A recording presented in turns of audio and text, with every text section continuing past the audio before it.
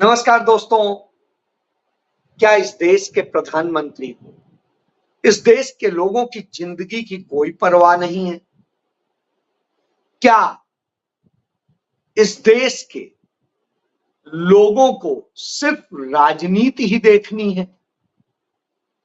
और क्या राहुल गांधी, कांग्रेस पार्टी अब भारतीय जनता पार्टी को पटकनी देने की रणनीति सीख चुकी है? जी, आज इसी पे बात करूंगा। बात की शुरुआत करता हूं कि नरेंद्र मोदी चाहते थे कि राहुल गांधी रायबरेली की सीट छोड़ दें। योगी आदित्यनाथ चाहते थे कि राहुल गांधी रायबरेली की सीट छोड़ दें। योगी चाहते थे कि राहुल गांधी रायबरेली की सीट छोड़ दें और पूरी भारतीय जनता पार्टी चाहती थी कि राहुल गांधी रायबरेली की सीट छोड़ दें। और पूरी मीडिया यानी गोदी मीडिया चाहती थी कि राहुल गांधी रायबरेली की सीट छोड़, वो उत्तर प्रदेश ना रहे। उत्तर प्रदेश को यह संदेश जाए कि राहुल गांधी देखो छोड़ के चले गए। इसके लिए हर कोशिश की गई। याद करिए, तब यह शोर मचाया गया कि आखिर राहुल गांधी क्यों नहीं आ रहे हैं, क्या है, कैसे है। तब कांग्रेस एक विचार कर रही थी कि प्रियंका गांधी को रायबरेली से लड़ाया जाए। लेकिन जब यह देखा तो कांग्रेस ने आखिरी क्षण तक नहीं बताया कि हम क्या करने जा रहे हैं। तमाम सारे लोग एक कयास लगाए रखे, अच्छा राहुल गांधी इसके बाद में अमेठी से चुनाव लड़ेंगे। लेकिन अचानक अमेठी से एक नया नाम आ गया।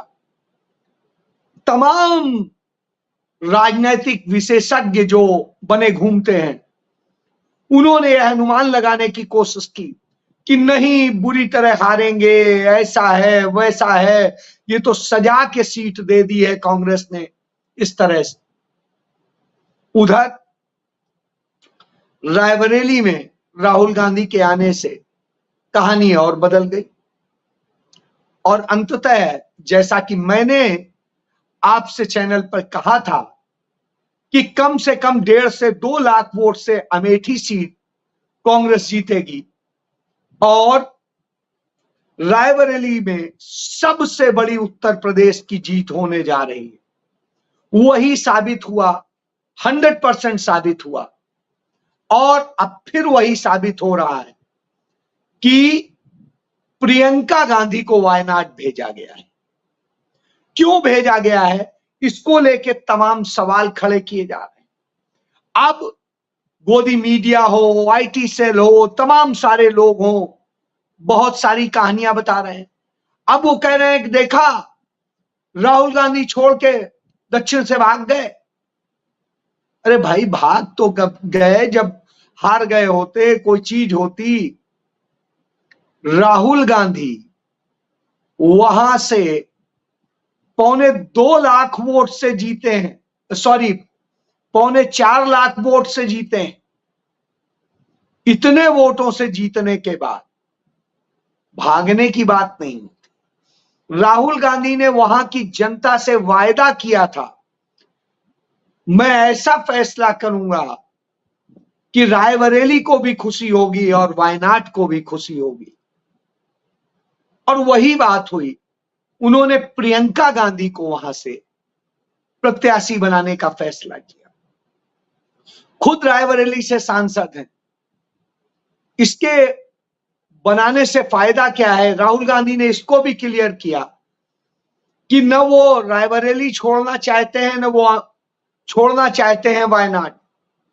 तो अब दोनों को 2-2 सांसद मिलेंगे। यानी प्रियंका गांधी उनकी स्वाभाविक सी बात है, इकलौती बहन है, इस दुनिया में सबसे प्यारी है। जो सबसे प्यारी अपनी बहन उस क्षेत्र को सौंप रहा हो, उसकी सेवा के लिए सौंप रहा हो, तो इससे बड़ी और चीज क्या हो सकती है। और फिर राहुल गांधी स्पष्ट करते हैं कि मैं यहां भी करूंगा और प्रियंका यहां भी करेंगी और वहां भी करेंगी। तो ये समझ में इनको नहीं आता है, इसी से तो घबराहट है। अब ये रणनीति क्यों तय की गई है, इस पर थोड़ी सी समझ लीजिए। प्रियंका गांधी राहुल गांधी से ज्यादा व्यवहारिक, राहुल गांधी बहुत ज्यादा नॉलेज वाले व्यक्ति हैं, उनका ज्ञान बहुत बृहद स्तर का है, लेकिन भारतीय परिवेश में उतना ज्यादा वक्त न रहने के कारण, बाहर पढ़ने के कारण, इंग्लिश और दूसरी चीजों पे ज्यादा केंद्रित होने के कारण वो उस तरह सेंटिमेंटल अपने आप को दिखा नहीं पाते, शो नहीं कर पाते। प्रियंका गांधी भावनात्मक रूप से लगाव बना लेती, तो वायनाड के लोग भावनात्मक रूप से राहुल गांधी से जुड़े हुए, तो प्रियंका गांधी के जाने से क्या होगा, वहां भावनात्मक लगाव ज्यादा बेहतर होगा, उनके वो घर में भी घुस जाएंगी, कहीं चली जाएंगी। क्यों? महिला है तो कोई बहुत सारी रिस्ट्रिक्शंस से बच जाती हैं, और उसका फायदा क्या होगा, वायनाड जहां है वहां से थोड़ा सा आगे बढ़िए, इधर आप यदि उसके भूगोल को समझिए तो इधर तमिलनाडु है, थोड़ा सा इस साइड आइए तो कर्नाटक है, इधर आ जाइए तो आंध्र प्रदेश और तेलंगाना का हिस्सा आ जाता है। तो आप ये समझिए वहां से पूरा दक्षिण भारत कवर किया जा सकता है और वो कनेक्शन जोड़ा जा सकता है।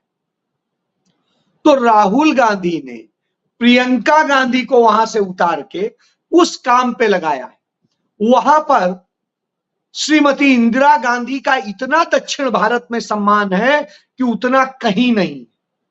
और ये आप देखिए, जब इमरजेंसी के वक्त में जब इंदिरा गांधी हार गई थी रायबरेली से, तो दक्षिण भारत में ही उन्हें विजय दिलाई थी, और दक्षिण भारत में उन्हें अम्मा के तौर पे देखते हैं। इसका सबसे बड़ा उदाहरण भारतीय जनता पार्टी नरेंद्र मोदी एनडीए की सरकार में एकमात्र और पहला, भारत के इतिहास में पहली बार भारतीय जनता पार्टी को एक एमपी मिला है केरल से, वो भी मिस्टर गोपी जो फिल्म स्टार भी हैं, वो एक बात कहते हैं कि मैं भले ही दूसरी पार्टी में हूं लेकिन मैं कांग्रेस की बुराई नहीं कर सकता हूं, कांग्रेस ने बहुत कुछ इस देश के लिए किया है। और श्रीमती इंदिरा गांधी तो भारत की मां थी, तो मदर ऑफ इंडिया कहते हैं, और वो मदर ऑफ इंडिया कहते हैं तो आप समझ सकते हैं कि कितना ज्यादा है। प्रियंका गांधी का जो हाव भाव है, बोलने और काम करने का तरीका है, वो इंदिरा गांधी के उसको रिफ्लेक्ट करता है। तो वह संदेश पूरे दक्षिण भारत में ट्रेवल करता है।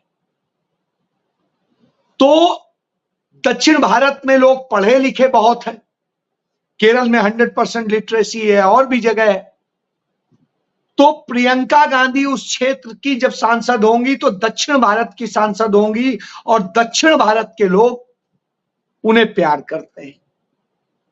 तो इससे जो भारतीय जनता पार्टी ने थोड़ा बहुत जगह बनाई है दक्षिण भारत में, वो कैसे कवर की जा सके, यह एक तुरुप का पत्ता है। दूसरा, प्रियंका गांधी ने रायबरेली और अमेठी में निजी तौर पे काम किया है, तो वहां पर वो एक एक चीज को समझती है। तो जब यहां से फ्री होंगी तो वहीं पर टाइम दे देंगी, तो वो दोनों क्षेत्रों को संभाल लेंगी और सामंजस्य बिठा लेंगी। तो राहुल गांधी दूसरे नेशनल और इंटरनेशनल मसलों के लिए फ्री हो जाएंगे, तो क्षेत्र संभालने की जिम्मेदारी इस तरह से आ जाएगी। और आप जानते हैं कि 1996 में जब श्रीमती सोनिया गांधी ने कांग्रेस में कदम रखा था, राजनीति में कदम रखा था, तो जब वो पहली बार चुनाव लड़ने का था, तो बिल्कुल प्यारी सी बच्ची जो उन्हें चुनाव लड़ाने गई थी, वो उनकी बेटी प्रियंका गांधी थी, राहुल गांधी नहीं थे। और प्रियंका गांधी ने कमान संभाली थी, किशोरी लाल शर्मा उनके साथ थे, वो सामंजस्य था। 99 में उनसे एक चैनल की पत्रकार ने पूछा था, आप राजनीति में कब आ रही हैं और कब कर रही हैं? तब प्रियंका गांधी ने कहा था लॉन्ग लॉन्ग टाइम, और निश्चित रूप से लॉन्ग लॉन्ग टाइम हो गया। यदि आप देखिए कि करीब करीब 30 साल हो रहा है, तो इससे आप समझ सकते हैं कि प्रियंका गांधी कितना बेहतर तरीके से चीजों को समझती हैं, और वो 25-30 साल में पूरी राजनीति को समझ चुकी हैं, और इसलिए अब वो उसके मुताबिक करती है। तो ये प्रियंका गांधी की खासियत। तो 25 साल लगातार ये हो गए, उसके पहले हो गया, तो मतलब 30 साल से करीब करीब प्रियंका गांधी राजनीति को समझ चुकी हैं और भारतीय राजनीति को समझ चुकी है। तो उनके जाने से फायदा मिलेगा, इसीलिए भारतीय जनता पार्टी के नेता नरेंद्र मोदी, उनके तमाम सिपह सालार और गोदी मीडिया को बड़ी तकलीफ हो रही। उनको क्यों तकलीफ हो रही समझ में नहीं आता। सीट राहुल गांधी की छोड़ी उन्होंने, प्रियंका लड़ रही हैं, परेशान क्यों? ये परेशानी क्योंकि उन्हें लगता है कि दोनों तरफ से मार करने के लिए, और अब संसद में भी दोनों होंगे, तो जहां ये लगेगा कि ऐसे व्यक्ति को जवाब दिलाना है गांधी परिवार से, तो प्रियंका से दिलाया जा सकेगा। हालत बिगड़ेगी। यही वजह है कि डर लग रहा है। तो एक तो हुई ये बात। दूसरा, केरल और पूरे दक्षिण भारत को यह संदेश भी रहेगा कि गांधी परिवार आपको छोड़ के नहीं जा सकता, आपका है, आपके साथ रहेगा।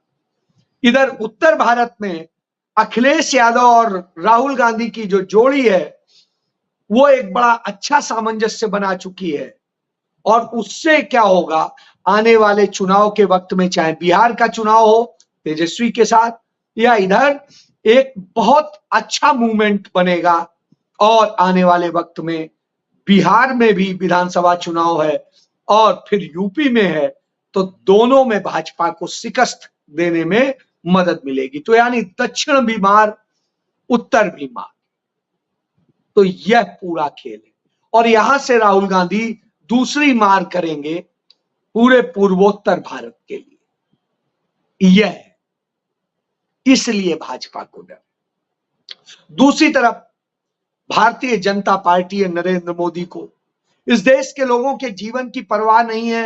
यह बात हमने चाहे कोविड का दौर हो तब देखी, तमाम दूसरे हादसों के दौर में देखी, और सब कुछ देखा। आप देखिए कि कोई भी छोटी छोटी ट्रेंड शुरू करने की मौका आता है तो नरेंद्र मोदी झंडी लिए खड़े होते हैं। जो काम सांसद से हो जाना चाहिए वो भी नरेंद्र मोदी किए घूम रहे होते हैं। कभी भी इसके पहले ऐसा नहीं होता था। उद्घाटन मंत्री बन के रह गए और उनके उद्घाटन पे करोड़ों रुपया खर्च हो जाता है। लेकिन जब इतने बड़े बड़े हादसे होते हैं तो प्रधानमंत्री चुप्पी साधे बैठा होता है। कमोबेश कुछ इसी तरीके के हाल हो रहे हैं। तो अब जो हुआ है वह है, आप समझ लीजिए, वह यह है कि एक रेल हादसा जो कंचनजंगा एक्सप्रेस में हुआ कल, और उसके पहले देखे हुआ था, आंकड़े निकल के आए कि हर महीने 11 से अधिक रेल दुर्घटनाएं हो रही हैं नरेंद्र मोदी के शासनकाल में, 11 से अधिक। और एनसीआरबी के आंकड़े बताते हैं कि 2017, 18, 19, 20, 21 यानी 5 साल में, एनसीआरबी के मुताबिक 5 साल में 1 लाख से अधिक लोग रेल में ही मर गए, रेल में मर गए।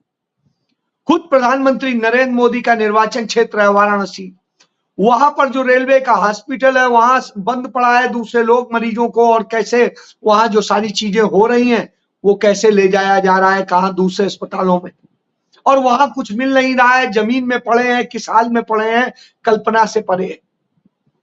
कितना बेहतरीन बनाया था वाराणसी को, क्या नहीं दिया था रेलवे। कमलापति त्रिपाठी रेल मंत्री थे कांग्रेस के, वहां पर रेल का कारखाना दिया और बहुत कुछ दिया, डीएलडब्ल्यू और सब कुछ जानते हैं सब कुछ।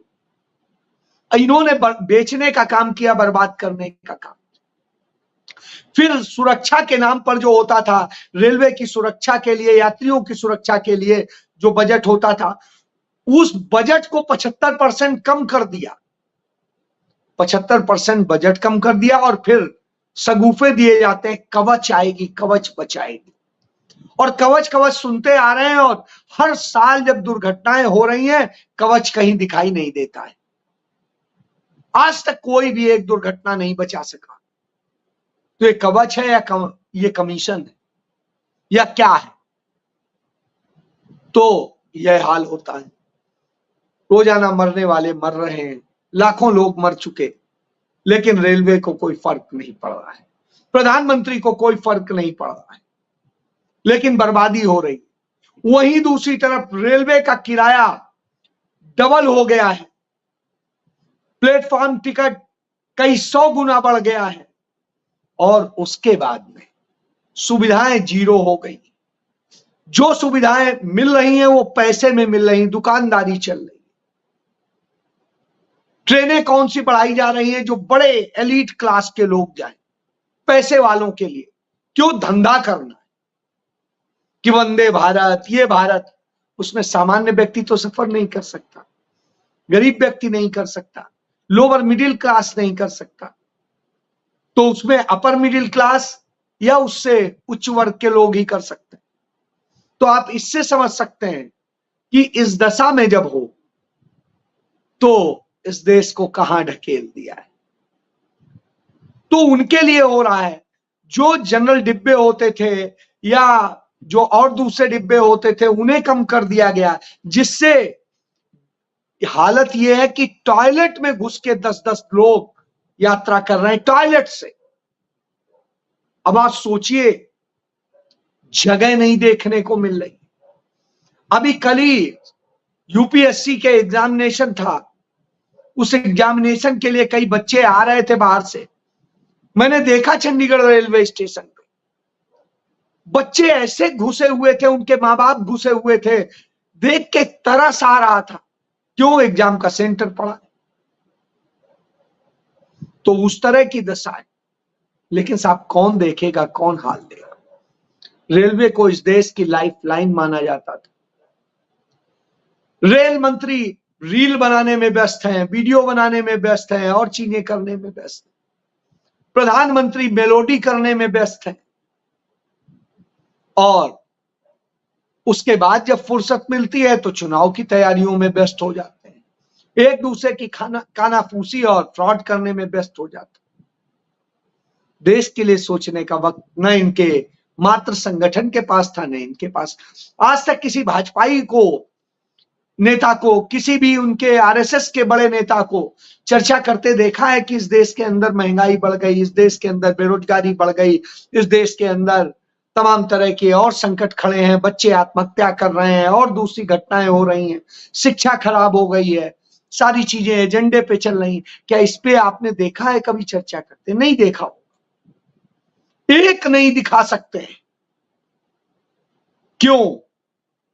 क्योंकि ये सिर्फ सत्ता के लिए जीते और विपक्षी दलों को बदनाम करने की साजिश रचते हैं, जबकि सारे भ्रष्टाचार, सारे गलत काम ये कर रहे हैं। इसलिए इन्हें बर्दाश्त नहीं हो रहा है कि प्रियंका गांधी यदि आ गई तो इनको परेशानी हो जाएगी। यदि इतना ही हिम्मत है तो अब नरेंद्र मोदी को चैलेंज है, स्मृति ईरानी को चैलेंज है कि जाएं, जेपी नड्डा जो उनके राष्ट्रीय अध्यक्ष हैं उन्हें चैलेंज है, अमित शाह को चैलेंज है कि ये जितने ये मैंने नाम लिए चारों, किसी की हिम्मत है तो प्रियंका गांधी के खिलाफ वायनाड से लड़ जाए, जीत के दिखा दे, पता चल जाए इस देश को कि कौन ज्यादा लोकप्रिय है। तो नहीं होगा, तो डरेंगे, यह सत्य है। क्योंकि यह कायर लोग, कायरों की हिम्मत नहीं होती तो वो साजिशें रचते हैं। तो वही साजिशें रची जा रही हैं, उन्हीं को देखते रहिए।